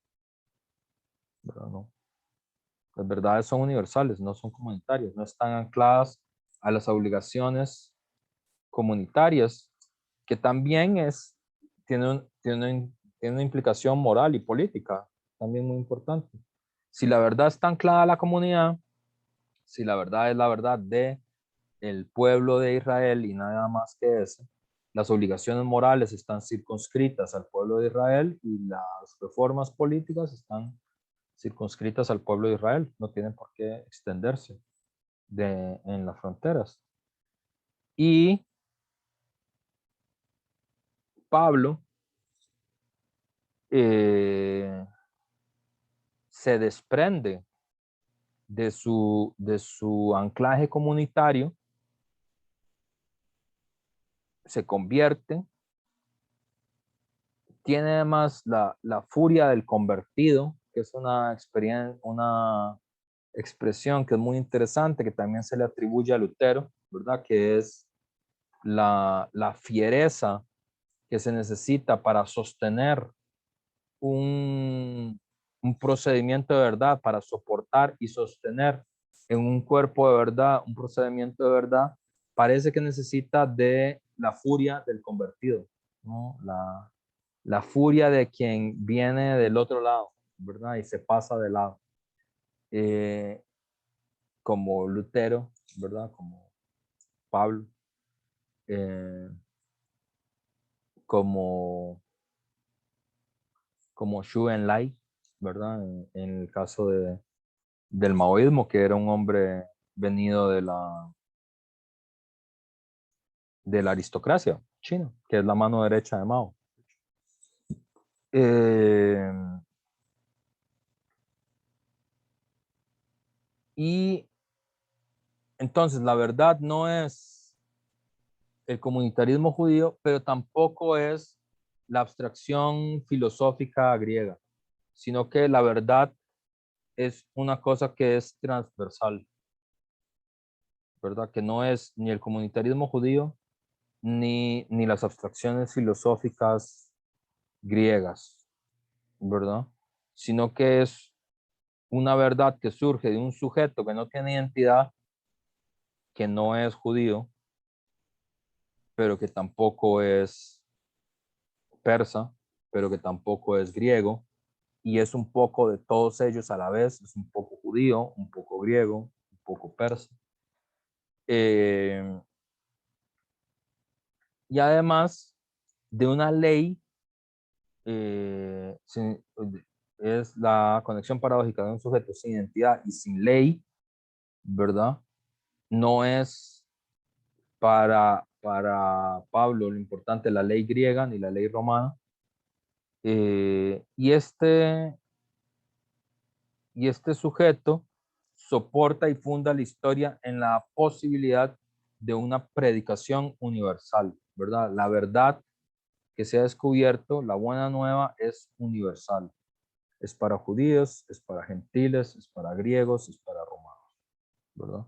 Porque la verdad es un poco transversal a el universalismo abstracto, ¿verdad? Que Badiou tiende a identificarlo con la forma o mercancía. Digamos, la forma o mercancía es una forma de universalismo abstracto, eh, de contabilidad universal, de abstracción universal, ¿verdad? Y eso es lo que permite, vimos en la discusión sobre el fetichismo de la mercancía, el sistema equivalente universal, de equivalencia universal del capitalismo, pero también el comunitarismo y digamos, la verdad comunitaria o la verdad encerrada en el gueto, digamos, para usar otra expresión. Entonces, la verdad es algún lugar intermedio entre el elemento chato del comunitarismo y el elemento abstracto de una universalidad sin sujeto. La idea. Entonces, vamos a hacer un nuevo corte aquí para venir a la última parte de la clase. Son las 11:54. Vamos a hacer un corte hacia las 12 para hasta las 12:05 para hablar sobre Job y la fuerza. Bueno, para hacer una pequeña presentación muy inicial de la obra de Tony Negri, y tal vez, y la otra clase sí hablar con más propiedad del libro, Job, la fuerza del esclavo. Bueno, vamos a introducir después de terminar la explicación sobre el libro de Alain Badiou, sobre Pablo de Tarso. Vamos a cambiar de figura y vamos a hablar ahora sobre otro autor que analiza otra figura bíblica clásica, que es Job, pero ahora vamos a hablar de Tony Negri. Es curioso esta tensión, ¿verdad?, entre quién se elige como pretexto para hablar de nuestro tiempo. Es obvio que Badiou está hablando de Pablo no por, como él mismo dice, estrictamente para él es una fábula, sino que es un pretexto para hablar de alguna de las figuras invariantes del pensamiento. Tony Negri va a hacer el mismo gesto, pero no va a escoger a Pablo, sino que va a escoger a Job como figura. El texto que ustedes van a leer o ya leyeron, del que vamos a hablar en lo que queda de esta clase y el inicio de la otra, es un texto escrito en el año 82, iniciado eh, por Tony Negri en el año 82. Es decir, es de los escritos más bien tempranos de Tony Negri, y su reflexión viene por otro lado. Si para Badiou la reflexión sobre Pablo es sobre todo una reflexión sobre algunos elementos invariables de la figura militante, la reflexión de Negri sobre Job es una pregunta por el mal, ¿verdad? Es una clásica pregunta teológica por el mal, digamos, ¿cómo es? Deus, si Deus est unde malum, dice en latín, ¿verdad? Si malus est, cur Deus. Sí, creo que así es en latín. Es decir, si Dios existe, ¿de dónde proviene el mal? Si hay mal, ¿por qué existe Dios? ¿verdad? Es la pregunta sobre el mal, clásica pregunta sobre el mal, una pregunta teológica fundamental que que asalta siempre a quien quiere pensar este tipo de problemas filosóficos, teológicos, ¿verdad? Es decir, ¿cómo es posible el mal? ¿Cómo es que Dios permite el mal? Y si el mal existe, eh, ¿cómo es que Dios existe? ¿Verdad? Que bueno, que el cristianismo más tradicional lo ha resuelto como bueno, fue San Agustín, ¿no? El que resolvió el problema, señalando que el mal no es, que ontológicamente no existe el mal. Eh, pero para Tony Negri, la pregunta por el mal no es una pregunta, no es una teodicea, no es una pregunta teológica, sino que es una pregunta que está asociado a su propia experiencia vital, ahorita voy a hablar de él, que es una pregunta sobre la derrota política, sobre el dolor infinito y la derrota política. Esa es la pregunta. Él escribe lo que escribe sobre Job estando en la cárcel. Y esto es muy interesante porque no es, aunque muchos filósofos han estado presos, no es tan normal en nuestro mundo que uno asocie a una figura intelectual como Tony Negri con una experiencia como la prisión, como la cárcel. Eh, y aquí habría que introducir un poco la vida y la historia de Tony Negri para que tenga sentido la lectura de Job, La fuerza del esclavo. De él que no es uno de los textos principales de Negri. Los textos principales de Negri son Imperio, Poder Constituyente, Commonwealth, ¿verdad? El Imperio contra la multitud. Son los textos fundamentales de él. A ver, aquí está.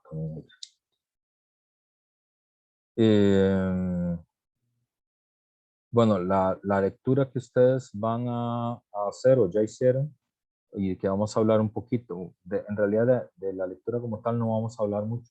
En esto solo voy a dejar presentado el autor para hablar con más profundidad la otra semana sobre el texto. Van a leer este texto, Job, La fuerza del esclavo. Tony Negri, yo no estoy muy seguro si se sigue leyendo Tony Negri en filosofía y en sociales. Más bien aclárenmelo ustedes si se sigue leyendo o no se sigue leyendo o qué. Cuando yo era joven, hace como 20 kilos, había un furor espectacular por Tony Negri, ¿verdad? Todo el mundo quería leer Imperio y todo el mundo estaba Tony Negri.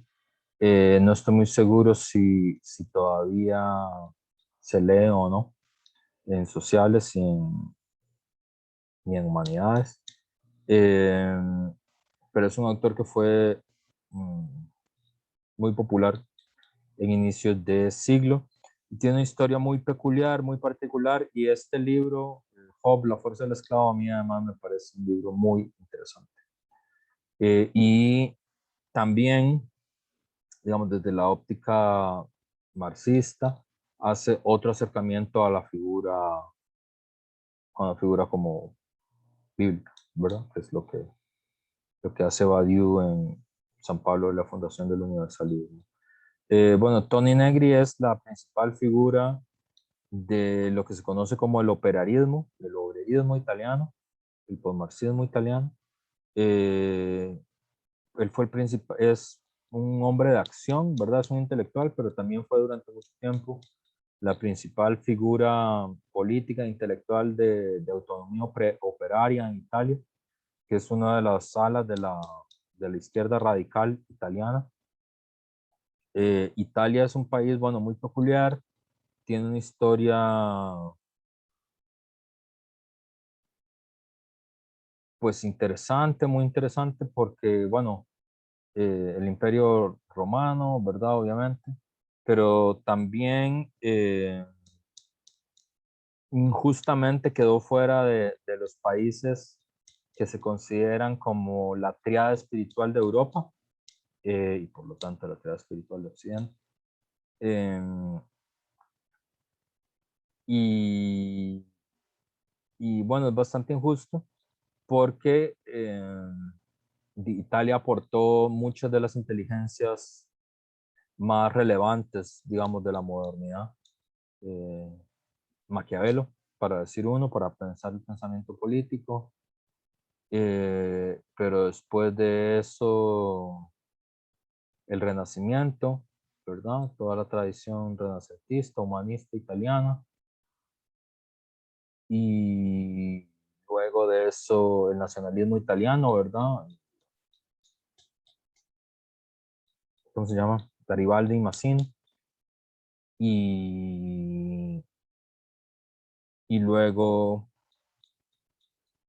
Gramsci, ¿verdad? Que es uno de los marxistas occidentales más importantes. Y así podemos seguir durante un rato largo. Y además Italia fue el lugar como donde se fueron a refugiar muchas de las figuras intelectuales más importantes del siglo XIX. Nietzsche, por ejemplo. Nietzsche siempre se sintió comodísimo en Italia, consideraba que Turín era como su ciudad. Eh, y bueno,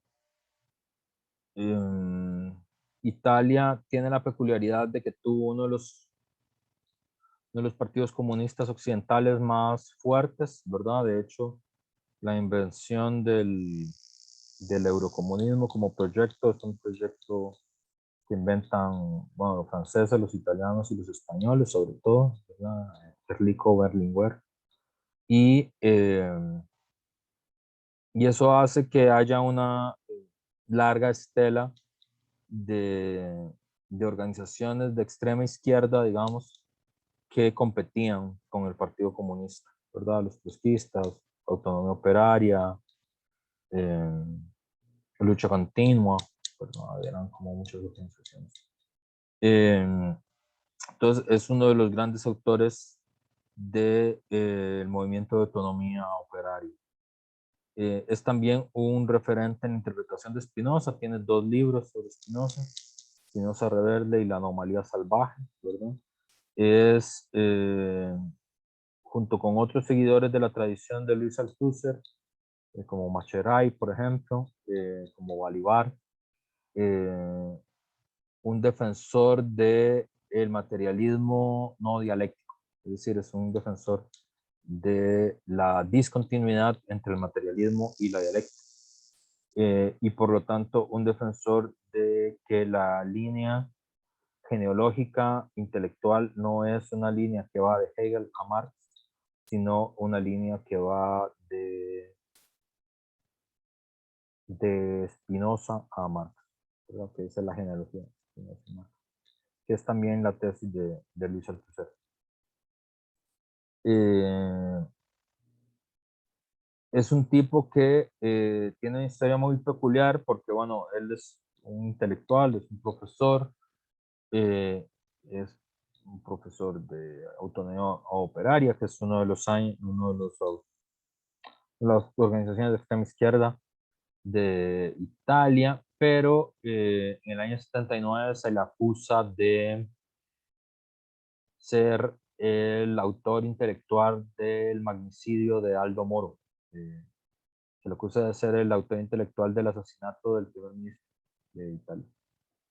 Eh, el primer ministro de Italia fue muerto por un atentado terrorista de una organización que se llamaba las Brigadas Rojas, que si les interesa como conocer ese periodo, no sé si hay una película sobre las Brigadas Rojas, pero hay una película eh, del equivalente de las Brigadas Rojas en Alemania, que es se llama Baden-Meinhof, que es el nombre de la fracción del Ejército Rojo, que también se conoció como la facción Baden-Meinhof, eh, que son las organizaciones político-militares de Europa. Creo que los latinoamericanos saben más de la existencia de guerrillas, de organizaciones político-militares,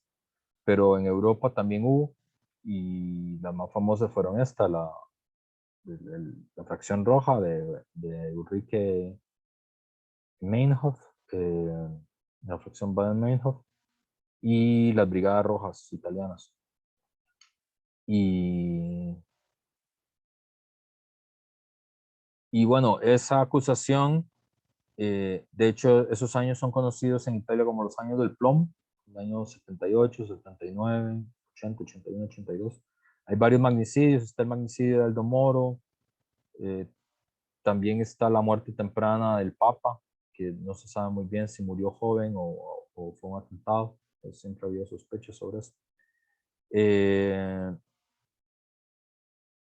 Y bueno, aunque los mismos miembros de las Brigadas Rojas han dicho públicamente mucho tiempo que no, ellos no tienen ninguna relación con Tony Negri de ningún tipo, y él también lo dijo varias veces, pero se le acusó de ser el autor intelectual, es, digamos, de ser el que dio la justificación ideológica del atentado, cosa que es política y jurídicamente muy interesante y que tiene que ver con todo este debate que ha hecho Alain Badiou, que es si las ideas de alguien pueden ser responsabilizadas por los actos de otras personas que se hicieron en nombre de esas ideas, ¿verdad? Es decir, que si yo promuevo la idea de que,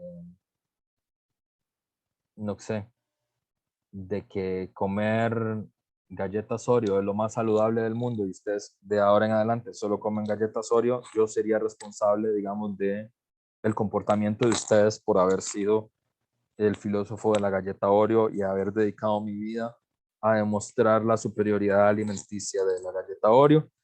Y entonces, digamos que a mí se me endilgaría su futura diabetes, ¿verdad?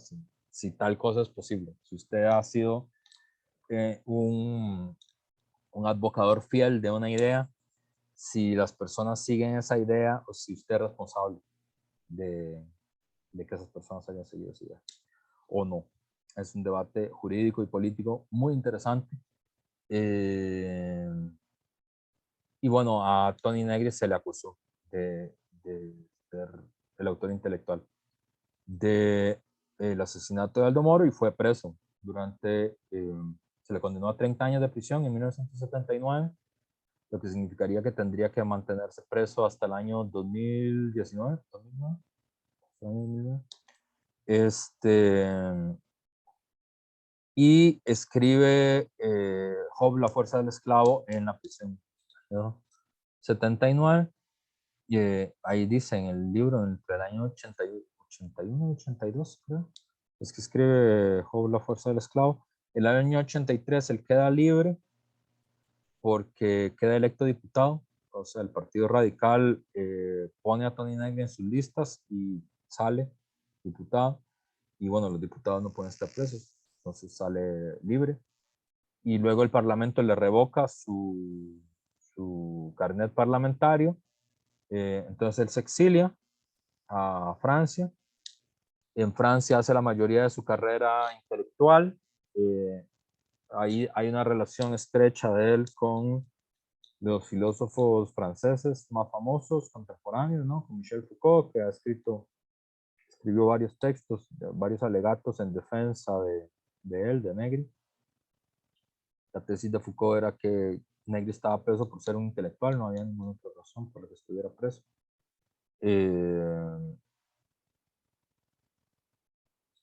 Negri y Foucault comparten teóricamente las tesis del biopoder, no son exactamente las mismas, pero son, digamos, en el panteón de los intelectuales que defienden la teoría del biopoder están Foucault en primer término, y luego Agamben, y luego Judith Butler, y luego Tony Negri, ¿verdad? Como ese patín. Creo que Camilo estudia a Tony Negri cuando en el curso de biopoder, o por lo menos me dijo que lo había incluido.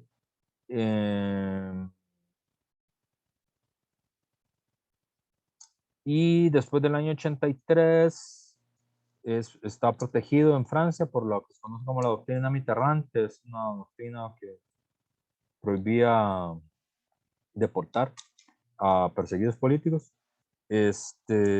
Y luego regresa en el año 90 a Italia a cumplir su sentencia, justamente para que se abriera un debate político sobre un grupo de exiliados y de presos políticos italianos, y estuvo en arresto domiciliario hasta el año 2004, cuando sale libre finalmente. A partir de ahí es que escribe como las obras, de las más importantes, porque Imperio lo escribe estando bajo arresto domiciliario, que es como la obra que lo hizo famoso. Y bueno, todavía está ahí. Es un autor muy polémico, muy interesante, y como ya les dije, en el año 2000, por lo menos cuando yo era estudiante, era un furor, ¿verdad? De la lectura de Negri. Sobre todo por este título, Imperio. Estos son sus 4 conceptos fundamentales de su momento más operarista, más marxista tradicional. Está el concepto de obrero masa, sobre el que ahorita voy a hablar un poco más, y los otros 3 grandes conceptos son imperio, multitud y Commonwealth.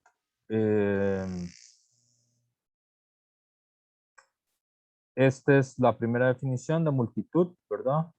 Que es una adecuación ontológica o de sentido ontológico de las nuevas dimensiones completamente sociales del proceso de producción, que eso está inspirado en la interpretación que él hace de los Grundrisse de Marx.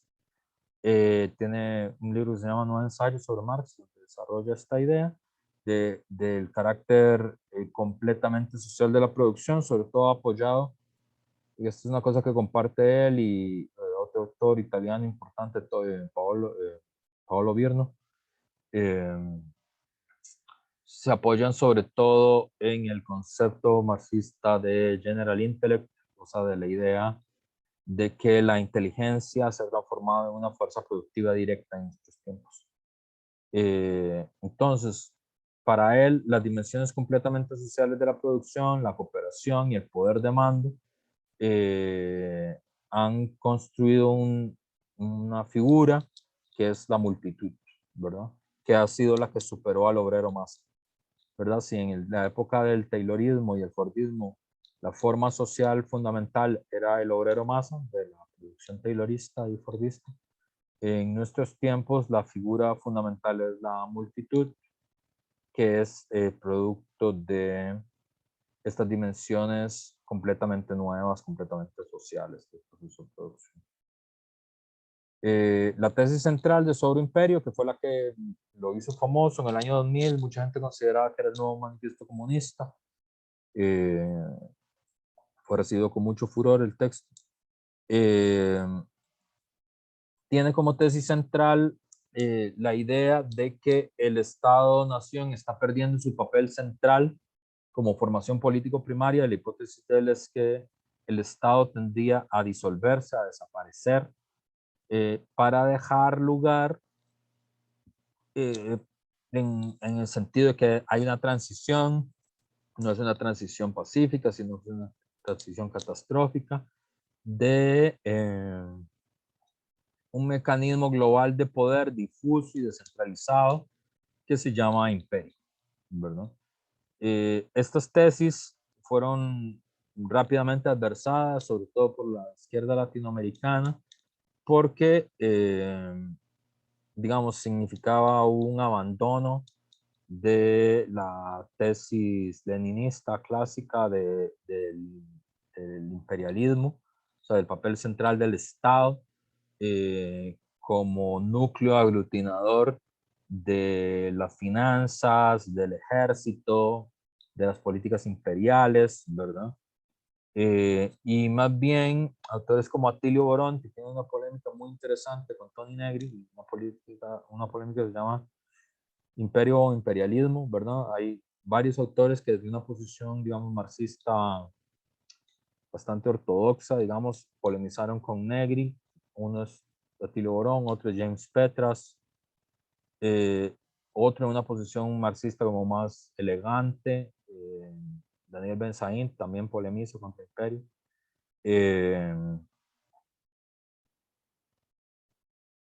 justamente porque a partir del 11 de septiembre, a partir de la caída de las Torres Gemelas, pareciera que no hay ningún imperio que desaparezca tendencialmente los estados-nación, sino que cada vez más parece el típico imperialismo clásico, guerrerista y estatalista.